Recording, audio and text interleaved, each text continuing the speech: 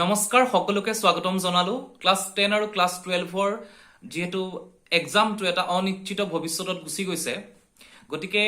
এইটো সময়ত তোমালোকে ষ্টুডেন্ট সকলে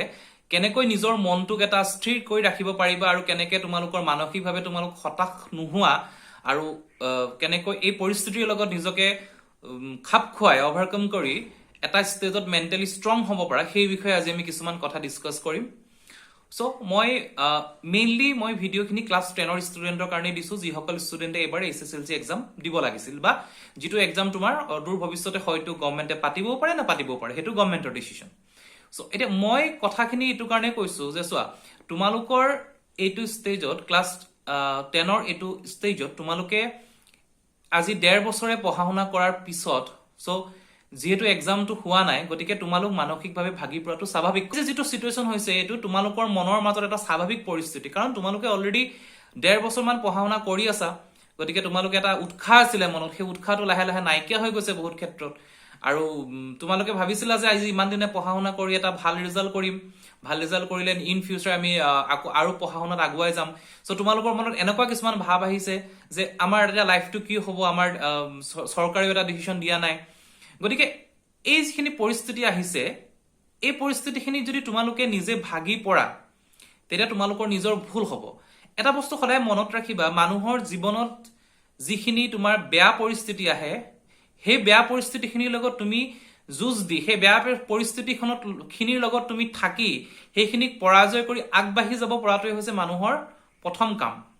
তুমি যদি পৰিস্থিতিৰ পৰা পলায়ন কৰালে তুমি বেয়া পৰিস্থিতি হৈছে তোমাৰ লাইফত তুমি তাৰ পৰা আতৰি পলাই গৈছা হেতু কিন্তু কোনো এটা প্ৰবলেমৰ সলিউশনস কেতিয়াও নহয় হেতু একদম ফাৰ্স্ট কথা নেক্সট তোমালোকৰ আজি এই যেটো হৈ আছে এক্সামৰ যেটো দুধুৰ মুধুৰ অৱস্থা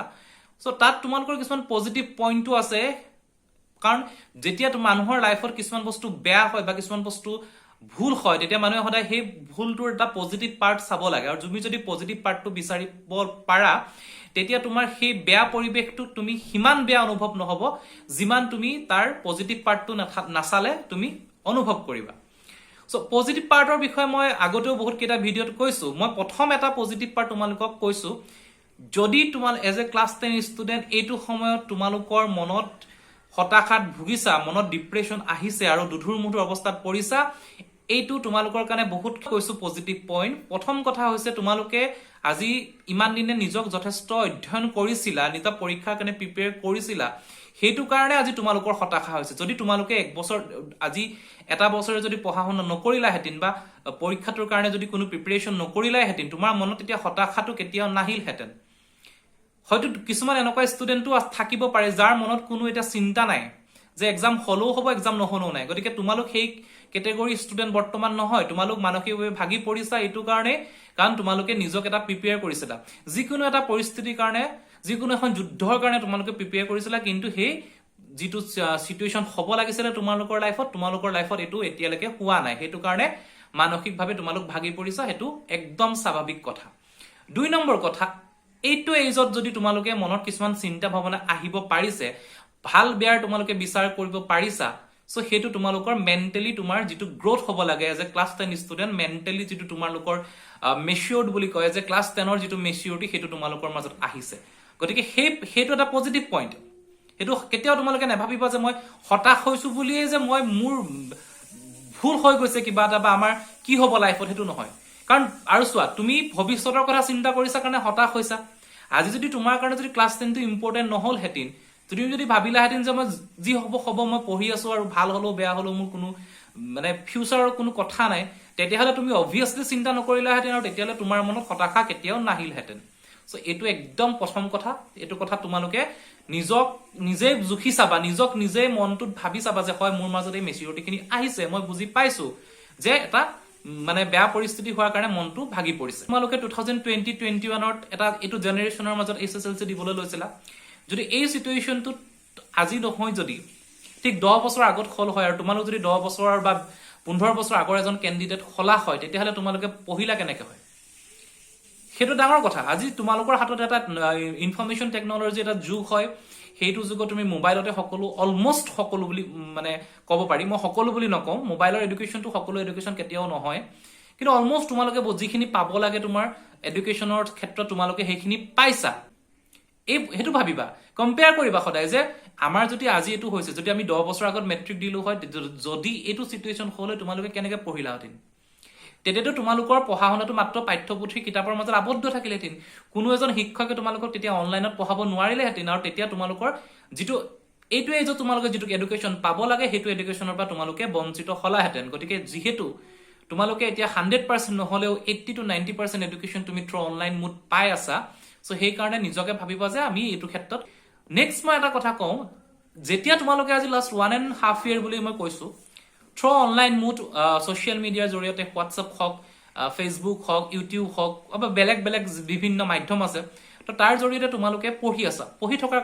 কাৰণে তোমালোকে এখন বেলেগ দুনিয়া দেখা পাইছা সেই বন্ধুখিনি তোমালোকৰ স্কুল দুখন তিনিখনৰ মাজত আবদ্ধ হৈ থকা নাই তোমালোকে অলমোষ্ট অল আসামৰ বহুত ষ্টুডেন্ট লগ পাইছা তোমালোকৰ মনবোৰ বহল হৈছে বেলেগ বেলেগ তোমালোকে নলেজ পাইছা তাত ভালো থাকিব পাৰে বেয়াও থাকিব পাৰে মই এইটো নকওঁ যে তোমালোকে সব ভাল নলেজে পাইছা গতিকে ভাল বেয়াৰ মাজতো দুটা নলেজ পাইছা সো তাৰ মাজত তুমি বেলেগ বেলেগ ফ্ৰেণ্ড সাৰ্কেলৰ মাজত যেতিয়া তুমি সোমাইছা সেই মানুহখিনি যেতিয়া থিংকিংখিনি তোমাৰ মাজলৈ আহিছে তোমাৰ থিংকিংখিনি যেতিয়া তেওঁলোকলৈ গৈছে এটা নলেজ শ্বেয়াৰিং হৈছে সো এইটো এটা ভাল কথা এজ এ ক্লাছ 10 ষ্টুডেন্ট তোমালোকৰ লাইফত আৰু বহুত কৰিব লগা আছে বহুত আগবাঢ়িব লগা আছে 10 এতিয়া তোমালোকে দিবা 11 12 আছে তাৰপিছত তোমালোকে যোনটো হেৰিত যোৱা তোমালোকৰ নিজৰ যিটো এইম তাত আগবাঢ়িবা তাৰপিছত হায়াৰ ষ্টাডিজ আছে তোমালোকে ইউনিভাৰ্চিটিত যাবা কোনোবাই বাহিৰত যাবা সো যেতিয়া তোমালোকে পৃথিৱীখন আৰু এক্সপ্লোৰ কৰিবা তেতিয়া তোমালোকে অনুভৱ কৰিবা যে ক্লাছ 10ৰ এক্সামটো হোৱা আৰু নোহোৱা ৰিলেটেড লৈ তোমালোকৰ যিখিনি মানসিকভাৱে হতাশা ভুগিছিলা তাতকেচোন বহুত ডাঙৰ টেনচন পৃথিৱীত আছে বহুত ডাঙৰ ডাঙৰ কাম পৃথিৱীত তোমালোকে কৰিব লাগিব গতিকে এইটো ষ্টেজতে সেই মনটো ভাঙি নেপেলাবা মনটো তোমালোকে নিজক নিজে স্থিৰ কৰিব লাগিব মই আজি ক'ব পাৰিছো কোৱাৰ টাইমটো তোমাৰ মনটো ভাল লাগিব পাৰে কিন্তু তাৰ পিছৰ মুহূৰ্ততে তুমি যদি কথাখিনি আকৌ পাহৰি যদি তুমি আকৌ এটা হেইটোৰ মাজত সোমাই যোৱা তোমাৰ মাইণ্ডটো লাহে লাহে অবশ হৈ পৰিব কাম নকৰা হৈ পৰিব সো হেইটো কেতিয়াও নকৰিবা আৰু তো তাৰ লগতে কি কৰিবা বস্তুটো কেতিয়াও একঘেয়ামি প্ৰসেস বুলি কয় যেটো হেতু কৰি নাথাকিবা এক্সাম হোৱা নাই কি হ'ব আমাৰ এটো কেতিয়াও তোমালোকে মনত নানিবাই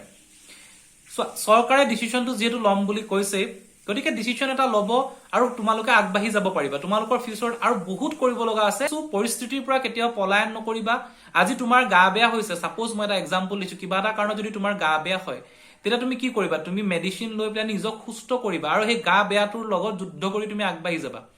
তুমি তো এটো কেতিয়াও নকৰা যে গা বেয়া হৈ আছে মই এনেকৈ থাকি যাম তেনেকেতো তুমি নাথাকা তেতিয়াতো তোমাৰ গা আৰু বেয়া হ'ব সো তোমালোকৰ এই পৰিস্থিতিটো কি হ'ব তুমি যদি এই পৰিস্থিতিটো লৈ ভাবি থাকা তেতিয়া পৰিস্থিতিটো বেয়ালে তোমাৰ মাইণ্ডৰ ভিতৰত গৈ থাকিব তুমি পৰিস্থিতিটোৰ লগত যুদ্ধ কৰিব লাগিব আৰু সো মানুহৰ জীৱনৰ প্ৰবলেমবোৰ দুটা টাইপৰ থাকে এটা প্ৰবলেম হৈছে সলভ কৰিব পৰা প্ৰবলেম আৰু কিছুমান প্ৰবলেম হোল লাইফ সাপোজ কোনোবা এজন মানুহৰ কিবা এটা লষ্ট হৈ গল অতি ইম্পৰ্টেন্ট বস্তু যেটো তেওঁ কেতিয়া আৰু ঘূৰাই নাপায় সো হোল লাইফৰ কাৰণে মানুহজনৰ হেতু লষ্ট কিন্তু তোমালোকৰ ক্লাছ 10ৰ যেটো এক্সাম হয় এই এক্সামৰ যেটো প্ৰবলেমছ আছে এটো সলভেবল প্ৰবলেম এটো খুব বেছি আৰু 2 মাহ বা 3 মাহৰ ভিতৰত তোমালোকৰ মাইণ্ডৰ পৰা কিন্তু এই গুটেইখিনি আঁতৰি যাব হয় এক্সাম হ'ব নহয় এক্সাম নহয় সো তাৰ বাহিৰটো একো অপচনে নাই গতিকে দুটা অপচনৰ ভিতৰত এটা অপচন তোমালোকে ল'ব লাগিব গতিকে এই প্ৰবলেমটো তোমালোকৰ লাইফৰ পৰা যেতিয়া আঁতৰি যাব তেতিয়া তোমালোকে মাইণ্ডটো আৰু তোমালোকৰ মুকলি হ'ব গতিকে এইবোৰ লৈ প্লানি নিজক মানসিকভাৱে ভাঙি নেপেলাবা কাৰণ যিমান তুমি ডিপ্ৰেছনত সোমাই যাবা যিমান মনত ভাবি থাকিবা যে মোৰ কি হ'ব কি নাই হিমানে তোমাৰ মনটো আৰু বেয়ালে গৈ থাকিব আৰু শেষত মই আৰু কেইটামান কথা কৈছো সো তোমালোকে নিজৰ ঘৰ নিজৰ পৰিয়াল নিজৰ সমাজ সকলোৰ লগত নিজৰ মনটো বহল কৰি জিয়াই ৰাখা এটা ৰুমৰ ভিতৰতে আবদ্ধ হৈ মোবাইলটোকে হাতত লৈ তোমালোকৰ পঢ়া শুনা বা গেমছ বা এনেকুৱা কিবা কিবি কৰি যদি তোমালোকে থাকা এইটো সময়ত সো তোমাৰ মনটো আৰু সৰু হৈ গৈ থাকিব তো যিমান পাৰা তুমি নিজৰ ফ্যামিলিৰ লগত টাইম দিয়া আৰু নিজে এইটো পৰিস্থিতিৰ লগত জিয়াই থাকিবলৈ শিকিব লাগিব কাৰণ তোমালোক হৈছে নিউ জেনাৰেশন এই জেনাৰেশনটো গৈ থাকিব আগলৈ তোমালোকে এতিয়া সৰু হৈ আছা ডাঙৰ হবা সো এই পৰিস্থিতিৰ লগতে তোমালোকে যাব লাগিব গতিকে এটো তোমালোকে বেয়া বা বেলেগ বুলি ভাবিবলৈ কোনো প্ৰয়োজন নাই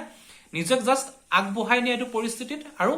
মাইণ্ডটো সদায় ষ্ট্ৰং কৰি ৰাখিবা গতিকে সকলো ভাল হ'ব মাত্ৰ সময়ৰ লগে লগে এই কথাখিনি তোমালোকে নিজে অনুভৱ কৰিবা যে এটা সময়ৰ পিছত সকলো পৰিস্থিতি ভাল হৈ গৈছে গতিকে মই বিশেষ আৰু একো নকওঁ সো মোৰ ক'বলগীয়াখিনি এইখিনি সো যিসকলে মোৰ ভিডিও চাইছে তেওঁলোকক থ্যাংক ইউ আৰু যদি পাৰা এই ভিডিঅ'টো কাইণ্ডলি অলপ শ্বেয়াৰ কৰি দিবা আৰু যদি কোনোবা ষ্টুডেণ্টে এতিয়া মোক ছাবস্ক্ৰাইব কৰা নাই তেওঁলোকে কৰি দিব কৰিছো চ' আজিলৈ ইমানখিনিয়ে থেংক ইউ